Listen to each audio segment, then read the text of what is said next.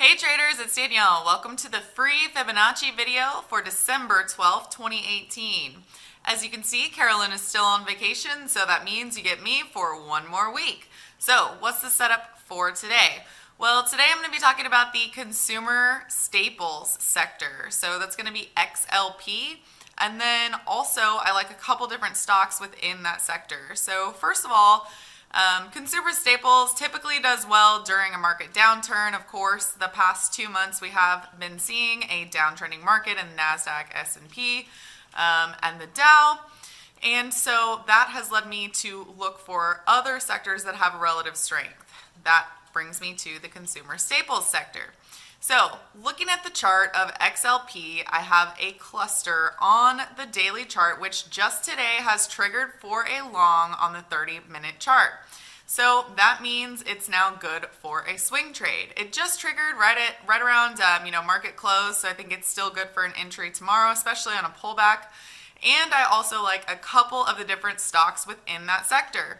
So which ones do I like? Well, I like Coca-Cola, Pepsi, and Procter & Gamble. They all three have really nice Fibonacci clusters and they have some squeezes. So let's go ahead and look at the charts and I will walk you through the trade parameters. All right, so let's go ahead and look at the chart segment. So as you can see here, we have XLP, which is the consumer staples sector. What I have on this daily chart is a cluster that comes in at about 53.80. You can see that this came down with a wick, perfectly tapped this area and then traded higher. At this point, with 3 days of higher trade, it's pretty strong. One could say, well, it would be better to buy it down there. And yes, that's absolutely true. One could also say that once it has recovered, the 100, the 50, the 34, and the 21, and the 8, now it is a lot stronger, and that gives me a little bit more confidence for a buy. So two different ways of looking at that. If you look at the 15-minute chart, you can go back and see exactly where that triggered. Triggered about 54.69 and trading at 55.11.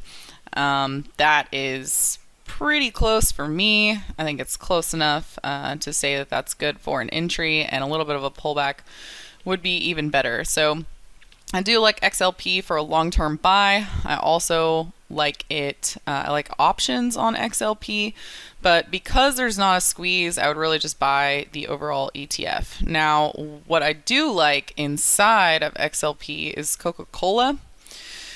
So Coca-Cola has a nice cluster zone here that comes in about 47.76 to 48.37. As you can see, you're trading at 49.22.